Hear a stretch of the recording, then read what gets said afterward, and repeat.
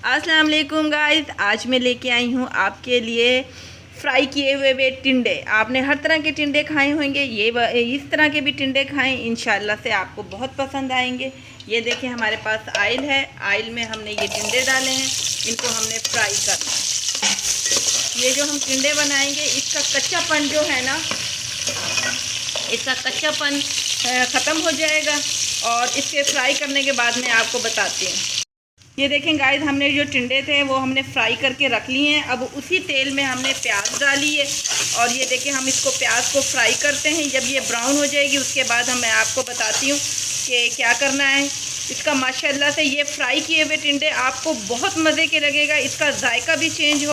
ये देखें गाइस, हमने जो ये टिंडे थे उनको हमने फ्राई कर लिया था। अब इसको फ्राई किए हुए टिंडों में हमने डालना है अचार गोश्त का मसाला।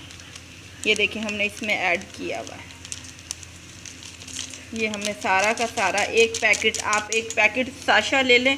ये इसमें अच्छी तरह आप डाल के इसको मिक्स करके रख दें।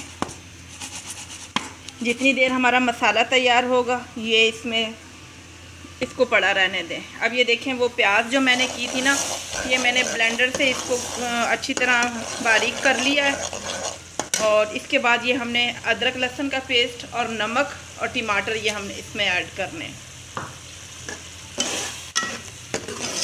और इसको हमने तकरीबन 10 मिनट तक इसको भूनना है। उसके बाद मैं आपको दिखाती हूँ। ये देखिए हमारा मसाला तैयार हो रहा है। अब इसमें हमने डालनी है, थोड़ी सी हल्दी डालनी है। ये देखें हल्दी डाल के हमने थोड़ा सा इसको भूनना है ताकि हल्दी की स्मेल ख़त्म हो जाए इसकी और एक खूबसूरत सी रंगत, एक जायका सा आ जाए इसके अंदर।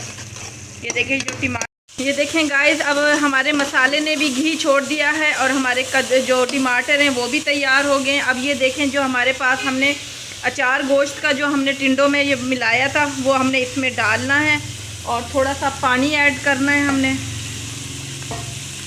पानी थोड़ा थोड़ा आपने ऐड करना है, बहुत ज़्यादा एकदम से नहीं डालना।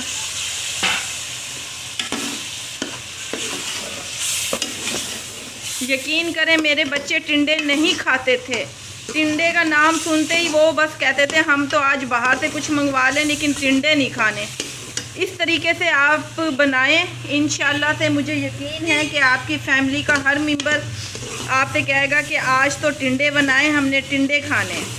ये 5 मिनट तक मैं इसको भूनने के लिए रखती हूँ, फिर मैं आपको दिखाती हूँ। ये देखिए हमारे टिंडों का जो सालन है, टिंडे अचार तले हुए माशाल्लाह से बिल्कुल तैयार हो गए हैं। ये देखें इसकी ग्रेवी भी आप देखें कि आप खाएंगे तो माशाल्लाह से बहुत अच्छा लगेगा। इसे चाहे आप नान के साथ मंगवा के खाएं या तंदूर की रोटी के साथ खाएं, बहुत मज़े के हैं और इंशाल्लाह से आपको मेरी ये रेसिपी भी बहुत अच्छी लगेगी। इसके साथ आप सैलड बनाएं। मैं तो हर सालन के ऊपर हरा धनिया ज़रूर डालती हूँ, आप भी डालें, इस पर बहुत मज़े की लगेगी इंशाल्लाह से।